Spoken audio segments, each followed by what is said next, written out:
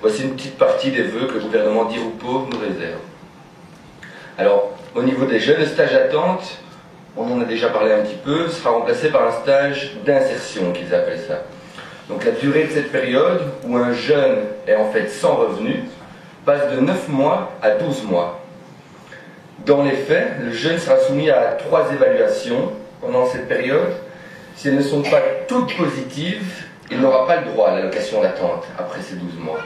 Et à terme, il sera exclu assez rapidement du chômage.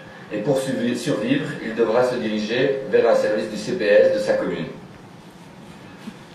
Une deuxième mesure qui touche vraiment les jeunes qui sont au chômage sur base de leur diplôme uniquement, seront exclus après 3 ans de chômage.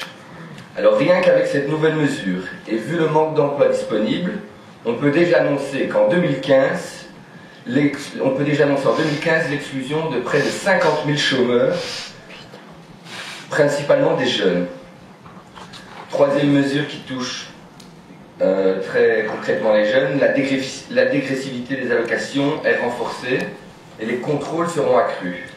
Dans le même temps, la notion d'emploi convenable change et concrètement, il ne sera plus possible de refuser un emploi à 60 km de chez soi, y compris avec plusieurs heures de transport.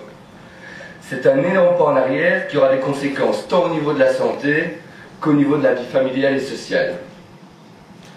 À Bruxelles, plus précisément, les jeunes bruxellois vont être particulièrement touchés par ces nouvelles attaques. À Bruxelles, actuellement, on a un jeune sur 3 est sans emploi. On peut prendre un exemple, par exemple, Molenbeek, où le taux de chômage des jeunes atteint plus de 40%. Alors s'il faut faire pression au niveau national et européen, je crois qu'il va être indispensable aussi d'organiser une pression au niveau de la région bruxelloise. En effet, des compétences clés, tant au niveau du contrôle des chômeurs qu'au niveau de la sanction, ont été transférées ou sont en passe de l'être au niveau régional. Mais tout le monde est touché par ces mesures, les jeunes comme les moins jeunes. C'est le moment vraiment de s'unir ou alors on risque d'être mangés tous à la même sauce. La taxe sur les pensions et l'allongement des carrières touchera les jeunes plus tard, mais ils subiront une espèce de double peine. Premièrement, avec l'allongement des carrières, mais dans un deuxième temps, avec un contexte du marché du travail qui favorise la flexibilité. C'est-à-dire un changement de travail régulier, des carrières coupées et des périodes de chômage accrues. Ce qui aura évidemment une incidence forte sur le calcul de la pension. Bref, les jeunes paieront 2 fois la note. Voici une petite partie des vœux que notre cher gouvernement nous promet. De mon côté, je préfère, en gardant les pieds sur terre, vous souhaiter une année combative, espérons faite de victoires, mais qui ne pourront être le fruit que d'une mobilisation massive, collective et offensive. Une mobilisation qui sera capable de créer un rapport de force plus avantageux.